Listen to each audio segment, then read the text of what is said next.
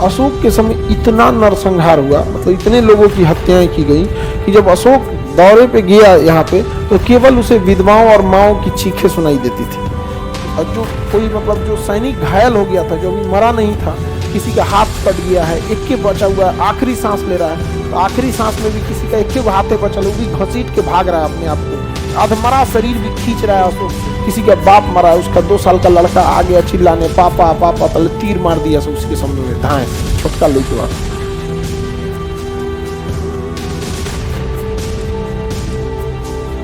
तोसली कलिंग पर जब आक्रमण किया तो ऐसा कहा जाता है कि कलिंग पर आक्रमण ये हाथियों को प्राप्त करने के लिए किया था।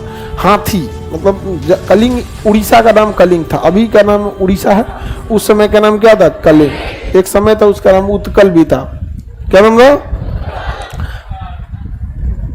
पंजाब, सिंध, गुजरात, मराठा, द्राविड़, उत्कल, बंगा। समझ में आ गया कि नहीं आ गया? उत्कल था यहाँ पे। तो कलिंग जो था, कलिंग की राजधानी क्या थी? तोसली। कलिंग की राजधानी तोसली होती थी।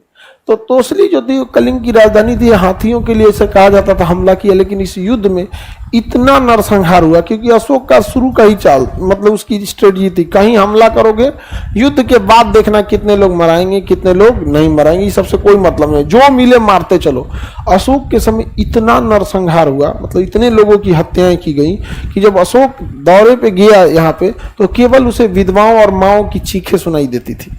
किसी का पति मर गया, किसी का बेटा मर गया, कोई छोटा बच्चा रो रहा है, उसका बाप मर गया, यहाँ पे केवल उसको चीखें सुनाई दी कई किलोमीटर तक। जब युद्ध में खत्म हुआ तो निरीक्षण में जाएंगे सुन, वहां पे खून, मानव रक्त में उसके रथ के चक्के फंस गए थे।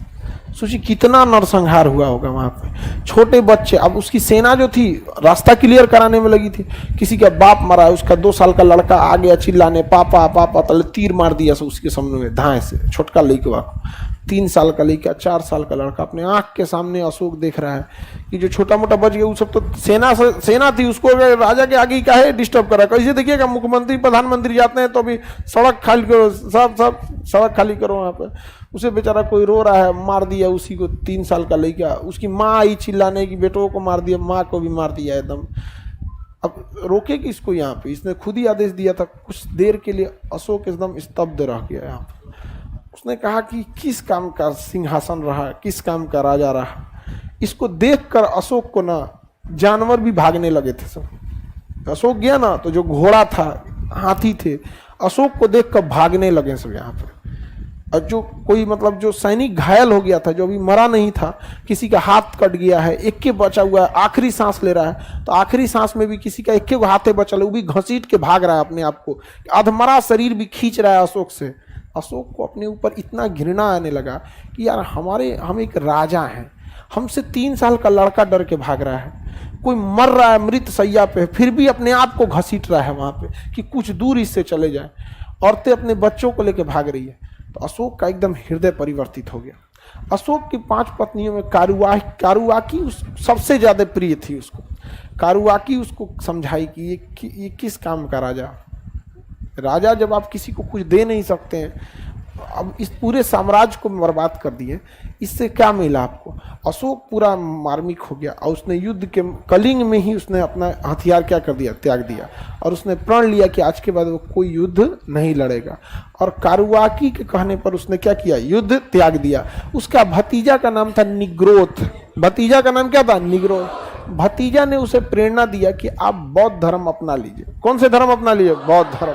हालांकि वो ब्राह्मण धर्म को मानता था। उसके पिता भले वो आजीवक संप्रदाय को मानते थे और उसके दादा जैन धर्म को मानते थे। यही श्रमबेलगोला में जाके इनकी क्या हुई थी? मृत्यु हुई थी। ये कौन सा को मानते? ये ब्राह्मण धर्म मानता था, लेकिन बाद में इसने क्या कर लिया? जैन।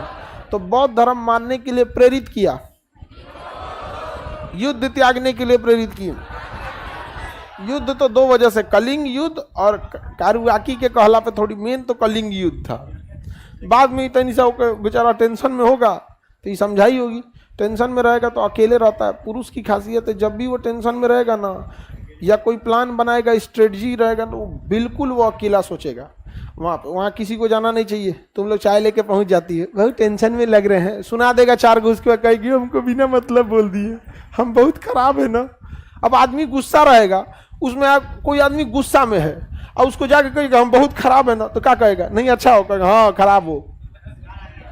तो बेचारा आदमी टेंशन में अपना अकेले में है, वो मैं लेके चाय लेके पहुंच जाएगी सभी सब, तो डांट देगा, यहाँ पे ले आना जरूरी है, गुस्सा में आ गया, अब कहेगा हम बहुत गलत है ना, हम अच्छे नहीं है।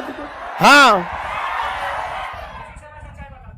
समझ में आ गया। वो अब बीख में है, वो में बोलेगा कोई कि हम अच्छे नहीं है ना, तो कहेगा हाँ अच्छे नहीं हो, जाओ यहाँ पे।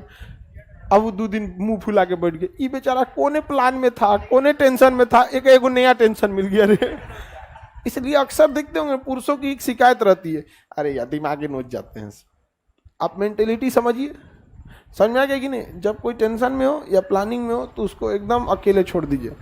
उस समय वो ना किसी कोई गाना सुनना पसंद करेगा, ना कोई बात सुनना, एकदम आराम से शांति से एकदम अपना, उसकी आदत होती है, मेल की टेंडेंसी होती है, वो हर चीज खुद से करना चाहता है, खास करके एकदम टफ का अपने से कर लेंगे तो टेंशन नहीं है। आप 2-3 घंटा में उसका टेंशन खत्म हो जाएगा, प्लानिंग पूरी हो जाएगी, अपने कहेगा चाय बनाओ। लेकिन पहले चाय नहीं ले जाना है, समझ में आ गया कि नहीं आएगा। कौन सी गुस्सी आके देखती है सर तुम लोग, जा तुम लोग ले जाना चाय, ले जाना, सुना देगा सब तो फिर शांति से कहोगी सुना दिया हमको, ऐसे अच्छा हमारा सुरेंद्र था। जा बकलोल करेंगे, ये हमको बहुत सुनाता है। तो अशोक भी एकदम टेंशन में था। अब 5 पत्नी में तो कोनो डरे नहीं जाती थी उसके पास, क्या अरे भैया अब कलिंग में काट के आया, कहीं हमरो घोंप घाप दिया मार दिया तो इधर हम छिटा जाएंगे आप। लेकिन कारुआकी को तो बहुत मानता था, तो टेंशन में था। तो 1-8 घंटे बाद कारुआकी गई, कही कि काहे टेंशन ले रहे हैं। जब गलती हो गई है तो उसे तो सुधारा नहीं जा सकता, लेकिन पश्चाताप तो किया जा सकता है। आप युद्ध त्याग दीजिए, इसीलिए तुमको ज्यादा मानते हैं। देखिए जिसको बोलने का कला आ गया ना, उसको सब कुछ आ गया। मनमोहन सिंह को बोलने की कला नहीं थी, अब मोदी जी को बोलने की कला है। हाँ बहुत जबरदस्त बोलते हैं, उनके अंदर बोलने की कला है बहुत ज्यादा। समझ में आएगी नहीं गया। अब 100 स्मार्ट सिटी आगे बढ़े, पटना भी था ना उसमें।